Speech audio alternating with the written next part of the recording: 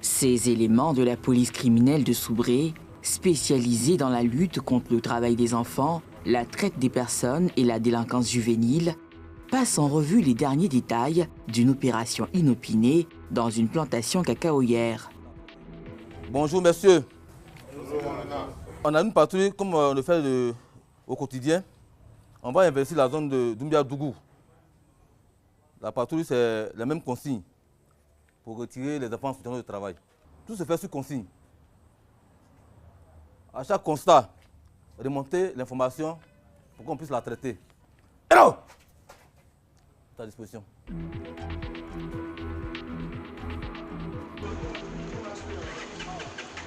Dans cette région où le cacao fait vivre des milliers de familles, la police criminelle traque toute forme d'exploitation des mineurs.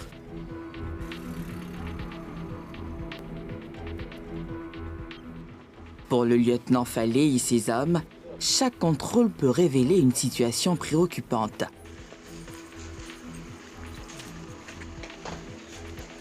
À peine arrivé sur les lieux, la présence d'un jeune garçon dans la plantation attire l'attention des policiers. Ça va? On dit quoi? Comment t'appelles? Comment t'appelles? Hein? Sangare Sidiki. Sangare Sidiki. C'est beau, hein? C'est beau. Je venais chercher mangue. Je venais chercher mangue. C'est pour le champ? Oui. Le petit, ton papa, mais... Non, papa. Ton papa. Son apparence juvénile et sa silhouette élancée laissent planer le doute sur son âge. Face à une incertitude, le chef de patrouille l'interroge. Maintenant, tu fais le travail ici? C'est lui. C'est lui. Avec qui? Avec mon grand frère. Toi, tu travailles ici aussi? Non. Tu ne travailles pas ici? Tu as quel âge? Moi. 18. Tu as 18 ans.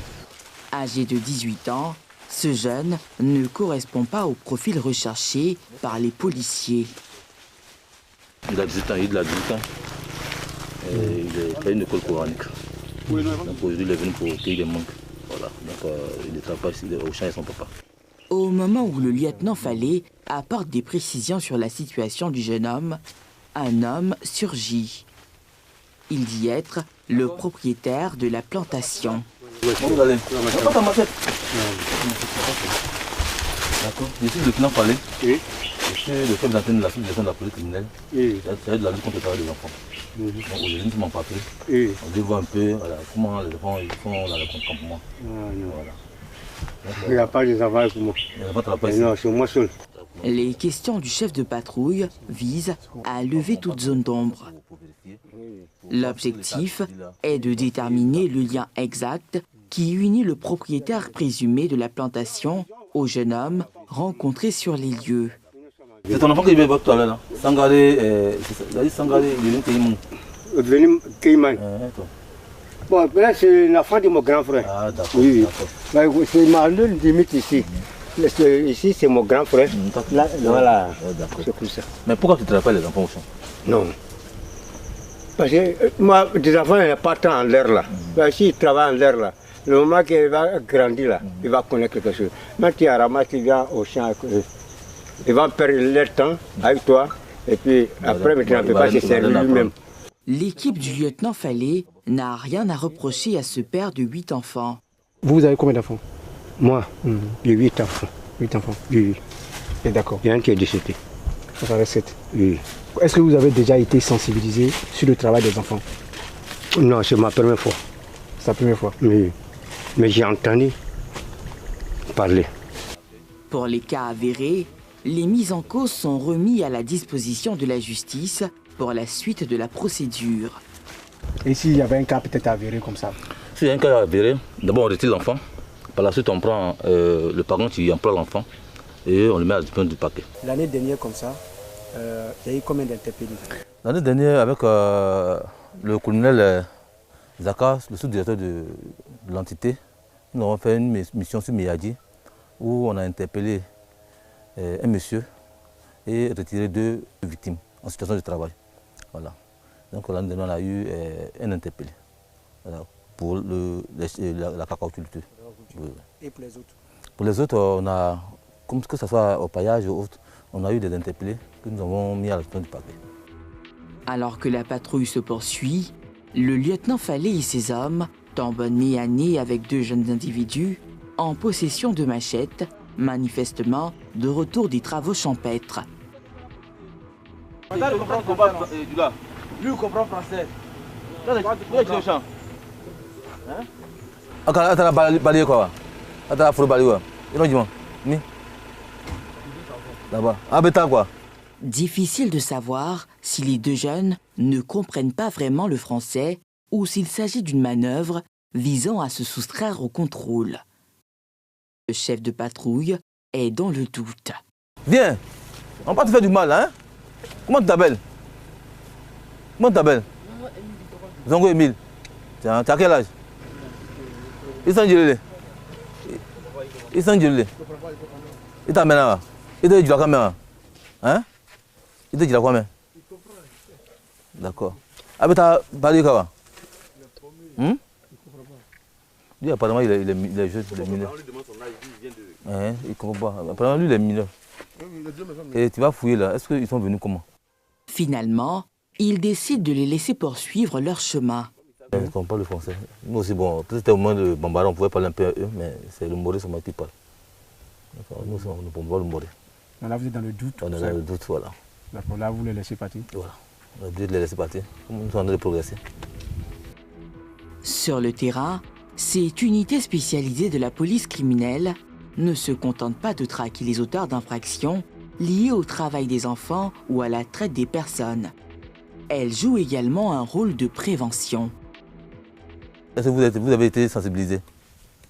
Le travail des enfants dans les cacaocultures et autres? Moi, je suis étranger, il y a mon frère qui travaille chez moi. Toi, tu es arrivé il n'y a pas longtemps? D'accord. D'accord. Donc, vous ne travaillez pas ici avec les enfants? Non. Ouais, c'est interdit, hein. L'État a interdit ça. Les enfants peuvent vous aider à travailler, de même tenter de cabosser.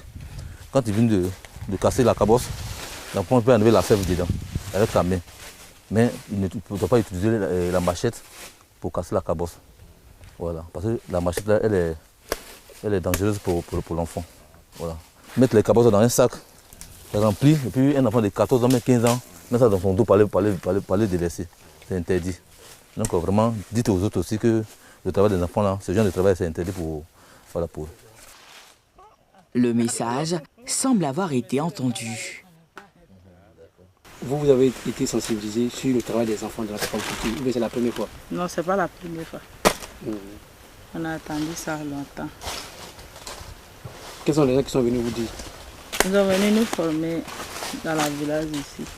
D'accord. Mais vous avez des enfants, non? Oui. Vous avez combien d'enfants? 2. S'il vient à champ, il promène seulement, ça va à la maison. S'il reste là, il va faire connerie là. Aux côtés de l'État, de nombreux acteurs de la filière cacao conjuguent désormais leurs efforts pour atteindre un même objectif: éradiquer le travail des enfants dans les plantations.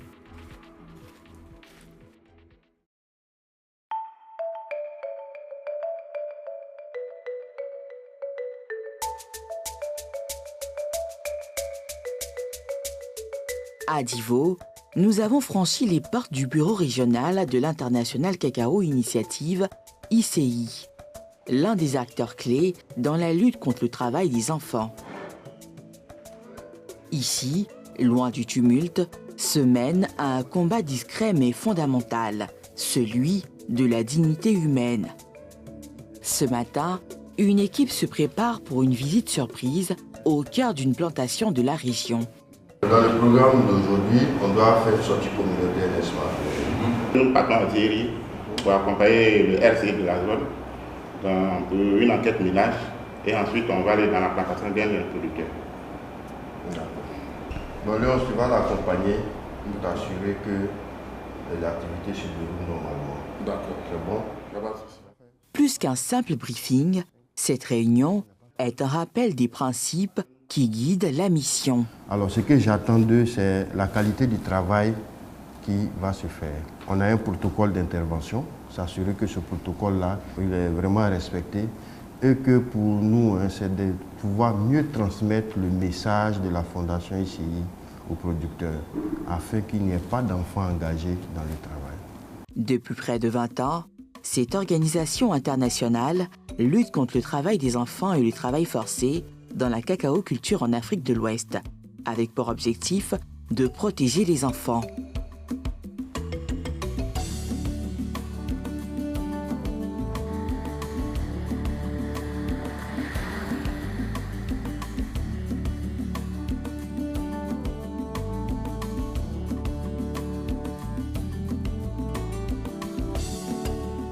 À Zéhéry, près de Divo, ses agents rencontrent Étienne, relais communautaire engagé dans la sensibilisation des populations.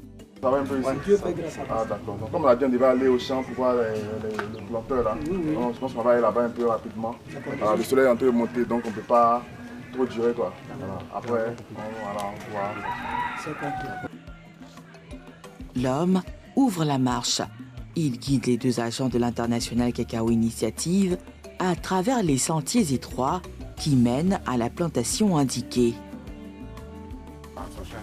Et puis ça produit. Vous voyez, il y a encore des...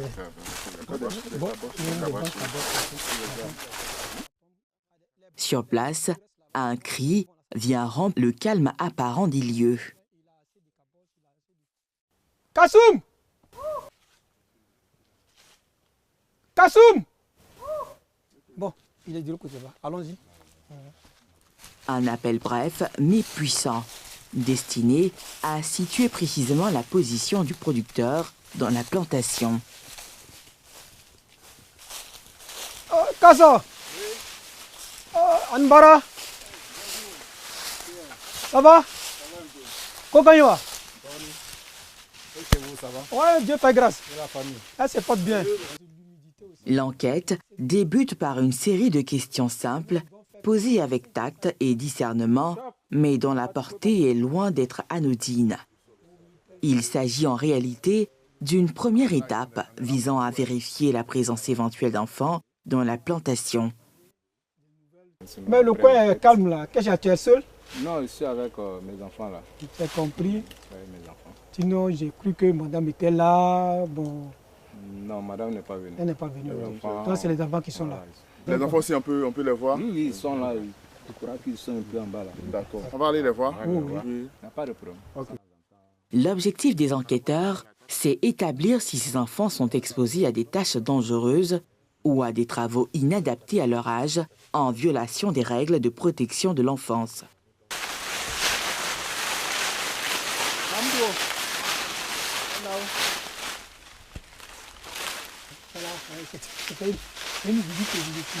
On passait.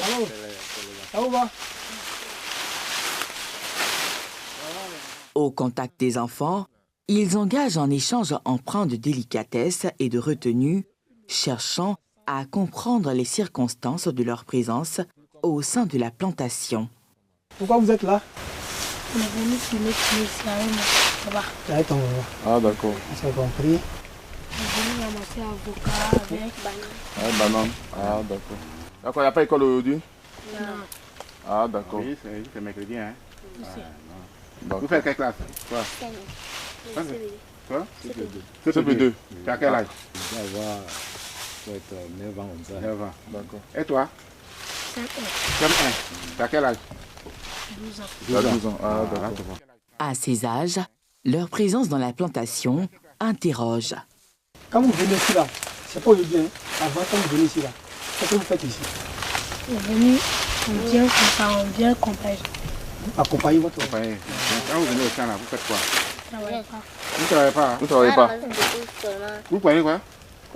Coco. Quand vous venez ici là, comme vous avez dit là, vous pouvez ramasser les fruits, tout ça là. Tout ce qui est machette, ou bien soulever les gros bagages, vous ne devez pas faire ça. Hein? Non. Voilà, vous venez, vous pouvez vous amuser. N'allez pas trop loin. Là où le grand frère est, c'est là que vous restez un peu à côté. Cette visite inopinée vise à vérifier que ce producteur, déjà sensibilisé au travail des enfants, applique bien les consignes qui lui ont été données. Est-ce que ce monsieur a déjà été sensibilisé? Plusieurs fois, on se connaît. Et c'est pourquoi vous êtes venu vous-même voir, voilà, parce que... S'il respecte ce que vous avez dit. Voilà, et je voulais le surprendre. Il y a des moments, quand je vais tout dans le ménage, j'y vais, mais il faut que je vienne voir si l'enfant ne travaillait pas vraiment. Kassoum reconnaît sans détour que ces activités peuvent compromettre la sécurité, voire l'avenir de ses enfants. Un enfant qui travaille, qui trouve un choc, c'est son avenir qui est mis en danger. Si l'avenir de l'enfant est mis en danger, c'est que c'est moi-même ma vie qui est en danger. C'est eux qui doivent prendre le relais demain. Si leur vie est déjà en danger dès le bas âge, c'est que c'est pas bon. Depuis qu'ils ont commencé à me former, à me sensibiliser, j'ai pris conscience et je respecte ce qu'ils me disent. En cas avéré de travail des enfants, des mesures correctives sont mises en œuvre. Quand le RC il a identifié cet enfant travailleur, il rentre dans notre base de données. Quand la base de données est traitée au niveau d'Abidjan, on nous envoie la liste de ces enfants-là. Si c'est identifié que les enfants travaillent, il y a une action de remédiation appropriée à cet enfant. Peut-être l'enfant qui n'a pas de jugement supplétif, l'enfant peut-être ne va pas à l'école, ou bien l'enfant peut-être... il y a des actions directes qu'on mène à l'endroit de l'enfant, soit un kit scolaire qu'on donne à l'enfant, pour ne pas que l'enfant puisse tomber encore dans les activités dangereuses.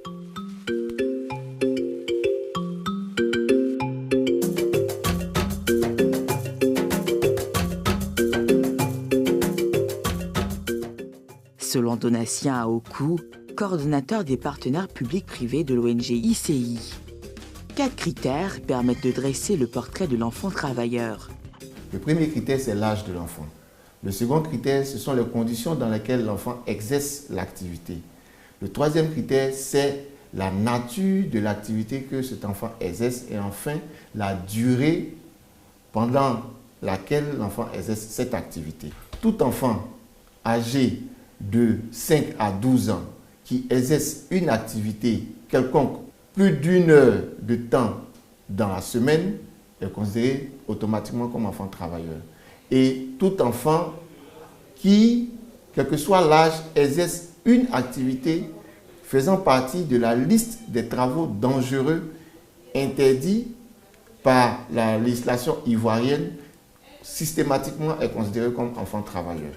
Ces dispositions sont consignées dans l'arrêté numéro 2017-017 du 2 juin 2017, lequel établit de manière précise la liste des travaux dangereux formellement interdits aux enfants. Le port de charges lourdes.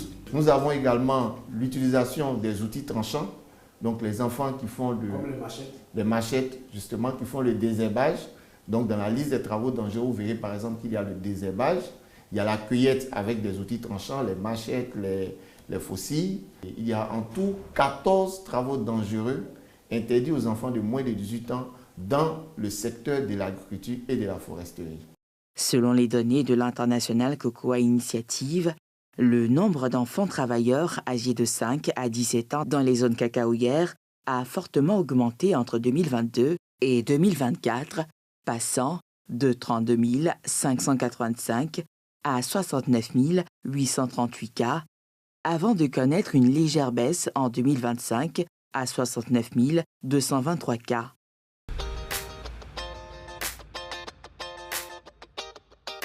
Malgré les campagnes de sensibilisation et les multiples initiatives déployées par les organisations internationales ainsi que par l'État, ces chiffres demeurent préoccupants.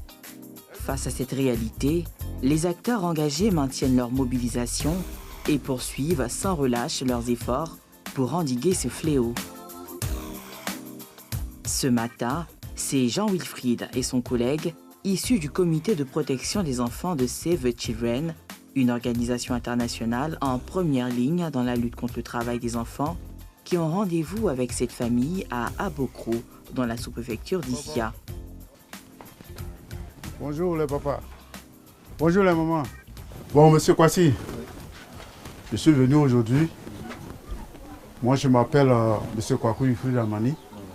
Je suis le président des CPE. Nous sommes venus pour qu'on échange au moins sur les enfants. Sur ces images-là, nous allons échanger. À travers des images poignantes, Jean Wilfried lève le voile sur une réalité que trop de regards préfèrent esquiver. Aujourd'hui, si l'enfant prend ça là, un an après, il va devenir comment? Il va changer de forme. Ça, c'est les bagages que les enfants ne doivent pas porter. C'est ça qui est là. Parce que toi-même, là, moi-même, ça de cacao, là, moi-même, je ne mange pas. Et puis, tu dois un enfant de 10 ans d'aller charger. Est-ce que ça peut marcher? On va voir les conséquences. Quand vous voyez l'enfant, là, il a quoi? Il a hernie, non? Pourquoi il a eu hernie? À cause des bagages, là. Ça, le poids lui dépasse. Le poids, là, il ne mouille pas. À force de se forcer, là, les nœuds se sont déchirés. Et puis, c'est devenu comme ça.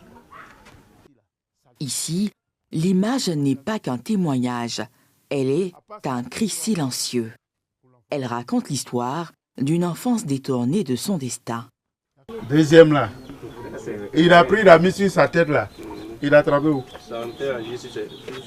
Sur ses reins. Déjà à 15 ans, l'enfant ne peut plus s'abaisser même pour faire quelque chose. Quand on regroupe ça là, les travaux lourds des enfants là, on donne quoi aux enfants?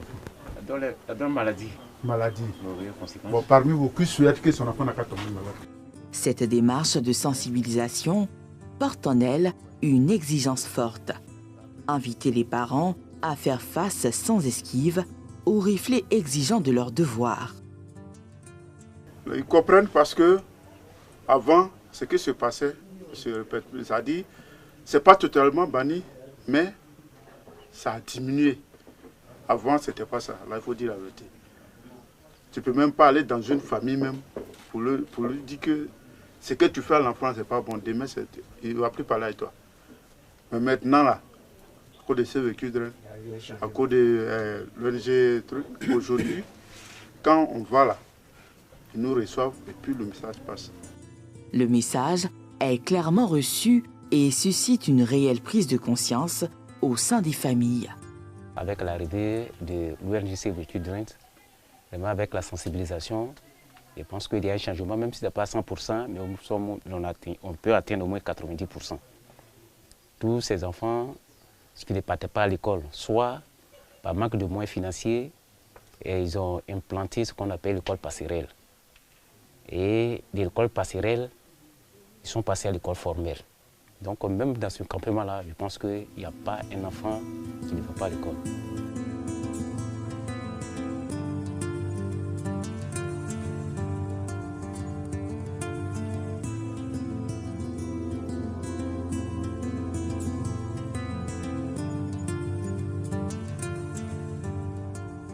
L'école passerelle est un programme d'éducation accélérée qui permet aux enfants non scolarisés ou déscolarisés, généralement de 9 à 14 ans, de combler leur retard. Véritable trait d'union entre les chants et l'espoir. O, U, E, E. Comment j'ai lu? Quand j'ai touché les lettres. Nous sommes à CPC Carrefour ou encore Zakoueteux. Sous ce hangar de fortune, une trentaine d'enfants dont les parents sont en majorité des producteurs apprennent l'alphabet.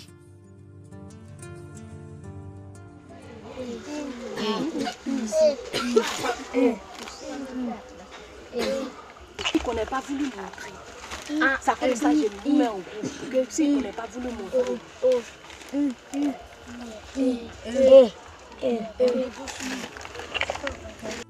Ces élèves, dont l'âge varie entre 9 et 13 ans, sont au cours préparatoire unique CPU, une approche pédagogique qui condense le cycle primaire en 3 ans au lieu de 6 ans. Il y a quelques-uns qui ne sont pas allés à l'école, mais ceux qui sont allés à l'école, ils ne savent pas lire.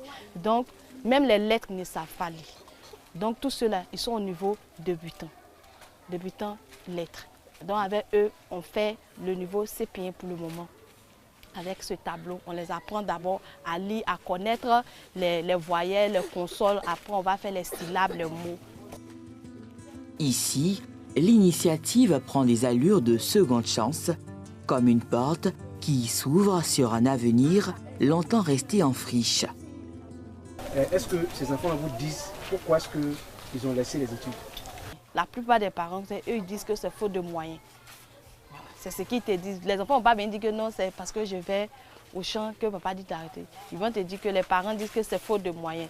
Donc quand on approche les parents, ils nous disent que c'est faute de moyens. On leur dit bon, pas de souci. Nous, comme c'est faute de moyens, on récupère les enfants. Parce que quand tu les laisses où il n'y a pas coup, ils vont au champ. Donc on les laisse pas, on les prend, on les met à l'école. Pour ne pas que le parent le prenne pour aller lui au champ pour dire que c'est faute de moi, à cause ça il s'en va lui au champ. Venez le soir parce que le soir on doit écrire dans les cas. Yeah. On doit écrire dans les cas. Yeah. Donc on s'en va. On a le soir. Il est midi.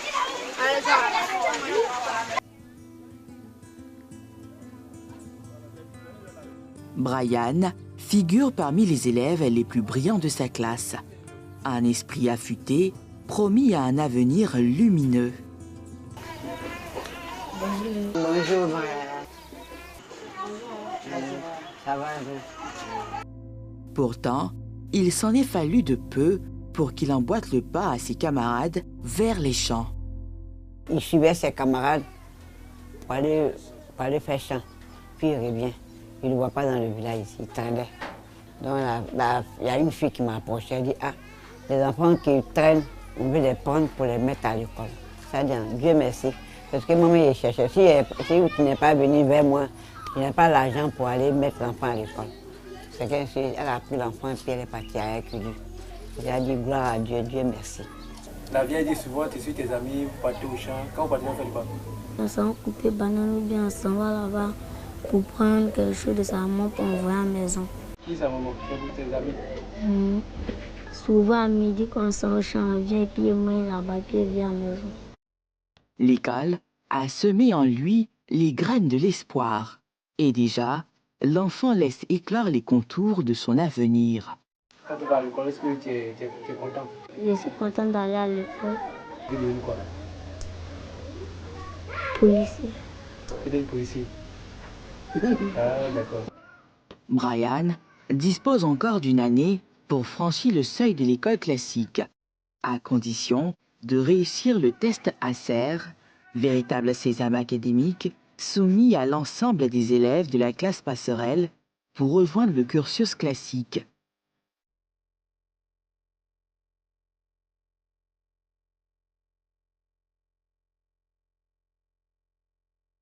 Entre 2023 et 2025, 95 classes passerelles ont été mises en place par la Fondation ICI, tissant fil après fil une véritable toile d'espoir.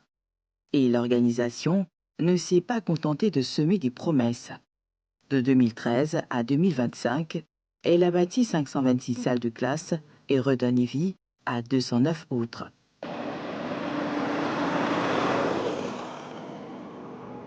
Des programmes qui ont permis à plusieurs élèves d'intégrer l'école formelle, comme ici à Sangro-Cro, dans le département d'Issia.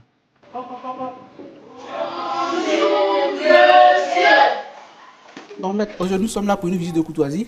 Ça fait pratiquement 9 mois que vous êtes avec les enfants et bientôt vous allez libérer les enfants. Donc, on est là juste pour nous faire l'état de lieu, faire l'état de lieu avec vous pour voir si les choses se passent bien. On va vous saluer, n'est-ce pas? Des grands champions. Actuellement, tu es au CM1. Ça va bien. Tu vas au CM2. Et c'est sûr. Résultat quel entrée au couteau? Premier. Premier. Oui, oui. Un bon pour lui. Un bon pour lui. Et elle? Cinquième. Allez, également un bon. Grâce à l'accompagnement de Save the Children, plusieurs élèves ayant abandonné les études ont retrouvé le chemin de l'école. Dans une communauté où il n'y a pas l'école, ces enfants sont exposés aux travaux dangereux. Donc pourquoi ne pas faire la prévention pour ne pas que les enfants soient susceptibles de faire les travaux dangereux? Donc nous créons la classe passerelle qui résout automatiquement le phénomène des travaux dangereux. Donc c'est une prévention. Donc la classe passerelle est établie dans ce sens-là pour réduire tous ces risques-là.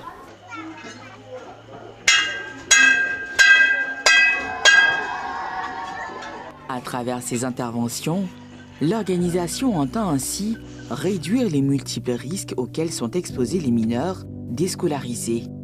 Des actions porteuses d'espoir pour l'avenir de ces enfants, dont certains parcouraient autrefois plus de 6 km pour se rendre à l'école.